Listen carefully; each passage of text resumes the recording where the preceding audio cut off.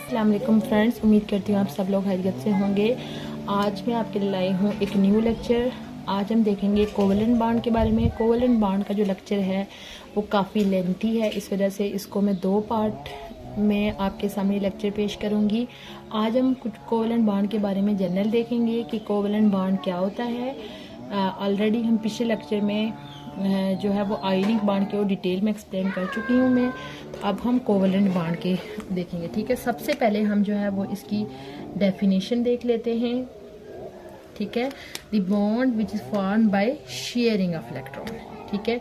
वो बॉन्ड जो कैसे बनेगा, शेयरिंग ऑफ इलेक्ट्रॉन की वजह से, sharing of electron between atoms, ठीक है। पहली बात जो आपने इस बॉन्ड के लिए याद रखनी है कि ये एक ऐसा बॉन्ड है जो कि इलेक्ट्रॉन की शेयरिंग से बनता है, यानी इस बॉन्ड के दौरान ना तो एक एलिमेंट अपना इलेक्ट्रॉन दूसरे को देता है और ना ही दूसरा लेता है। जैसे हमने आयनिक बॉन्ड में पढ़ा था कि आयनिक बॉन्ड आयन्स के दरमियान बनता है, एक पॉजिटिव आयन होता है और एक नेगेटिव आयन। पॉजिटिव आयन वो होता है जो इलेक्ट्रॉन को दे रहा होता है और नेगेटिव आयन वो होता है जो इलेक्ट्रॉन को रिसीव कर रहा होता है। बट कोवेलेंट बॉन्ड के केस में ऐसा कुछ भी नहीं होता। यहाँ पे इलेक्ट्रॉन जो है वो शेयर होते हैं, ठीक है, इक्वली शेयर होते हैं दोनों एटम्स की तरफ। और ऑलरेडी हम पीछे पढ़ चुके हैं कि इलेक्ट्रॉन जो एलिमेंट्स होते हैं वो बॉन्ड क्यों बनाते हैं, ताकि वो नोबल गैसेस की तरह की इलेक्ट्रॉनिक कन्फिग्रेशन अटेन कर सकें। तो जब एलिमेंट जो है वो इलेक्ट्रॉन की शेयरिंग करेंगे तो इलेक्ट्रॉन की शेयरिंग के बाद उनकी जो इलेक्ट्रॉनिक कन्फिग्रेशन होगी वो नोबल गैसेस की तरह की हो जाएगी, ठीक है। तो अब हम देखते हैं कि ये जो कोवेलेंट बॉन्ड बनने का प्रोसेस होता है वो होता कैसे है, ठीक है। सपोज हमारे पास 2 एटम हैं, एटम ए, ठीक है, और एक एटम है एटम बी, ठीक है। तो एटम ए के पास जो इलेक्ट्रॉन है उसको हम स्मॉल ए से रिप्रेजेंट कर लेते हैं और एटम बी के पास जो इलेक्ट्रॉन है उसको स्मॉल बी से रिप्रेजेंट कर लेते हैं, ठीक है। तो अब आप देखें हमारे पास सपोज ये एटम का न्यूक्लियस है और ये उसका क्या है, एक शेल है। इसी तरह हमारे पास एक जो है वो दूसरा शेल है, ठीक है। इनके सपोज हमारे पास ये वाला जो एलिमेंट है ये बी है और ये जो है ये ए है, ठीक है। तो उसके बाद ये हो गया इसका न्यूक्लियस, तो ये हो गया इसका न्यूक्लियस। तो जब कोई एलिमेंट पीछे हम पढ़ चुके हैं बॉन्ड क्यों बनाते हैं, अपने आप को स्टेबल करने के लिए। जब कोई से दो, सपोज हमारे पास ये है एटम ए और एटम बी, एक दूसरे के करीब आएंगे तो इनके दरमियान 2 तरह की फोर्सेस जो है वो जनरेट होंगी, ठीक है। 2 फोर्सेस होंगी, एक होती हैं फोर्सेस ऑफ रिपल्शन, एक होती हैं फोर्सेस ऑफ रिपल्शन, और दूसरी तरह की फोर्सेस जो 2 एटम के एक दूसरे के करीब आने से जनरेट होंगी वो होंगी फोर्स ऑफ अट्रैक्शन। अब ये जो 2 तरह की फोर्सेस जनरेट होंगी, एक होंगी फोर्स ऑफ रिपल्शन और फोर्स ऑफ अट्रैक्शन, ये किस किस के दरमियान होंगी। अब आप देखें कि आपको पता है कि जो हमारे पास न्यूक्लियस होता है, न्यूक्लियस के ऊपर पॉजिटिव चार्ज होता है, इसके ऊपर भी पॉजिटिव चार्ज होता है और इसके ऊपर भी पॉजिटिव चार्ज होता है। जबकि हमारे पास जो होते हैं इलेक्ट्रॉन, इसके ऊपर भी नेगेटिव चार्ज होता है और इसके ऊपर भी नेगेटिव चार्ज होता है, ठीक है। ऑलवेज जो सेम चार्जेस होते हैं वो एक दूसरे को क्या करते हैं, रिपल करते हैं, ठीक है। तो ये जो फोर्स ऑफ रिपल्शन होंगी ये 2 तरह की होंगी, ठीक है। कौन कौन सी, एक में न्यूक्लियस को एन से रिप्रेजेंट करूँगी, यानी कि जो एटम ए है उसके न्यूक्लियस के दरमियान एंड एटम बी के न्यूक्लियस के दरमियान, ठीक है। उसके अलावा दूसरी फोर्स जो होगी जो उसका इलेक्ट्रॉन है, ठीक है, किसका इलेक्ट्रॉन, यानी ए एटम का इलेक्ट्रॉन और दूसरा जो बी एटम का इलेक्ट्रॉन है उसके दरमियान फोर्सेस ऑफ क्या होंगी, रिपल्शन होंगी। क्योंकि देखिए इसके ऊपर भी प्लस चार्ज है, इसके ऊपर प्लस चार्ज है, यहाँ पे माइनस है, यहाँ पे सेम चार्जेस एक दूसरे को क्या करेंगे, रिपेल करेंगे, ठीक है। अब ये जो फोर्स ऑफ अट्रैक्शन होगी ये किस किस के दरमियान जो है वो जनरेट होंगी। ये आगे जो है एक हमारे पास सपोज अगर हम न्यूक्लियस ले लें, यानी कि ए का न्यूक्लियस, ठीक है, और जो दूसरा एलिमेंट है उसके सपोज के बी का इलेक्ट्रॉन, ठीक है। उसके बाद दूसरी ए का इलेक्ट्रॉन और यहाँ पे न्यूक्लियस किसका, बी का न्यूक्लियस।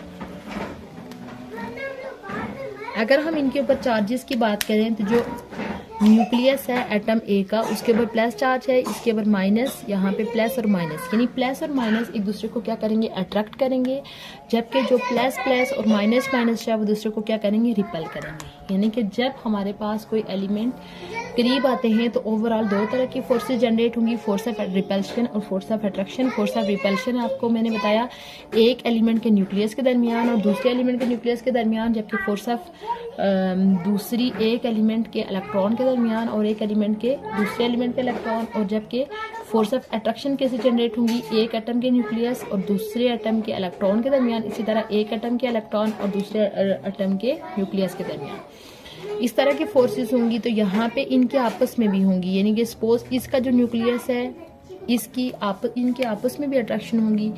यानी कि सपोज हमारे पास ये न्यूक्लियस है बी का, इसकी जो उसका अपना इलेक्ट्रॉन है ये उसको भी क्या कर रहा होगा, अट्रैक्ट कर रहा होगा।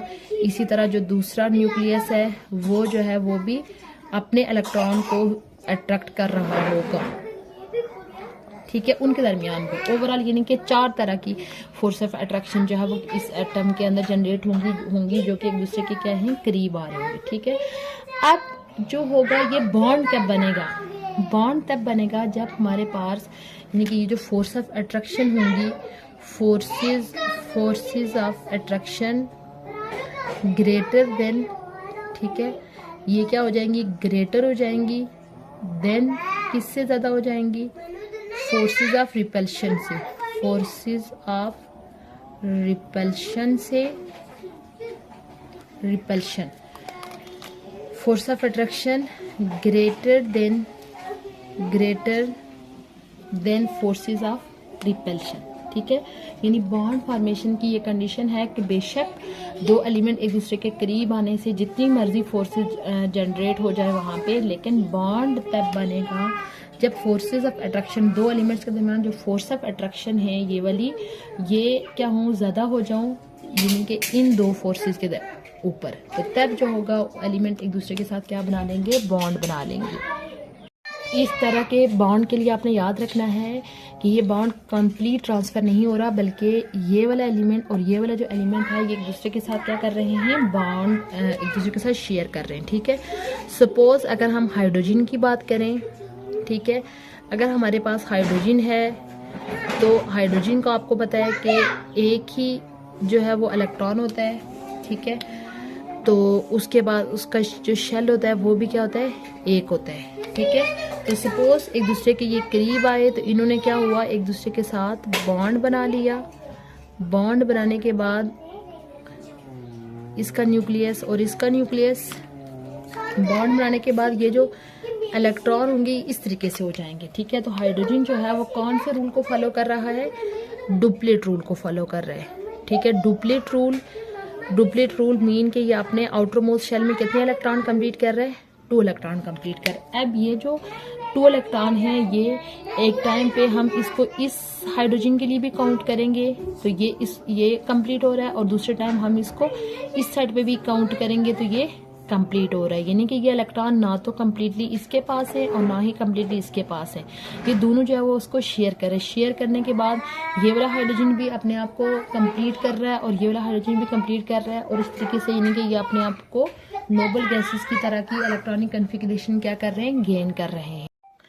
यानी कि अब हाइड्रोजन जो है वो उसको जस्ट एक इलेक्ट्रॉन की ज़रूरत होती है। अब ज़रूरी नहीं है कि तमाम एलिमेंट जो है वो एक इलेक्ट्रॉन शेयर करेंगे। कुछ इलेक्ट्रॉन जो होता है वो एक से ज़्यादा इलेक्ट्रॉन कुछ एलिमेंट्स जो होते हैं वो एक से ज़्यादा इलेक्ट्रॉन्स को शेयर करते हैं। डिपेंड करता है कि उनको आउटर मोस्ट शेल में कितने इलेक्ट्रॉन कंप्लीट करने हैं, ठीक है। अब कोई एलिमेंट जो है वो कितने इलेक्ट्रॉन शेयर करते हैं, इस बेस पे ओवरऑल जो कोवेलेंट बॉन्ड होते हैं उनको ओवरऑल 3 टाइप्स के अंदर डिवाइड किया जाता है, ठीक है। तो वो 3 टाइप्स कौन सी होती हैं, एक पहला जो बॉन्ड होता है उसको बोलते हैं single covalent bond, single covalent bond. दूसरा होता है double covalent bond, double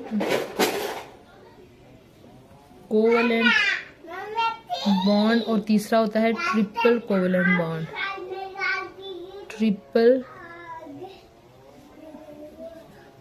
covalent bond, ठीक है।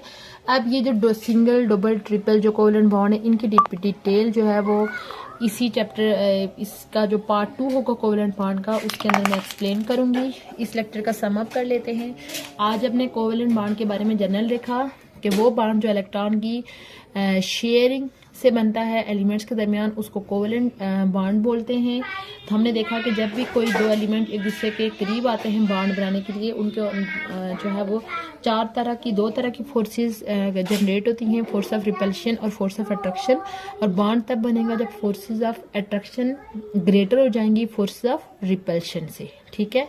तो ओवरऑल फिर हमने देखा कि इलेक्ट्रॉन कितने शेयर हो रहे हैं, उस बेस पे ओवरऑल कोवेलेंट बॉन्ड को 3 टाइप्स में डिवाइड किया गया है, single covalent bond, double covalent bond, triple covalent bond. उम्मीद करती हूँ आपको आज का लेक्चर अच्छा लगा होगा। अगर चैनल पे पहली दफ़ा आए हैं तो चैनल को सब्सक्राइब कर लीजिए और साथ में बेल आइकन भी प्रेस कर लीजिए, ताकि हमारी जो भी न्यू वीडियो है उसका नोटिफिकेशन आप तक पहुँच जाए। इंशाल्लाह बहुत जल्द मैं न्यू टॉपिक के साथ हाजिर होंगी। तब तक के लिए अल्लाह हाफिज़।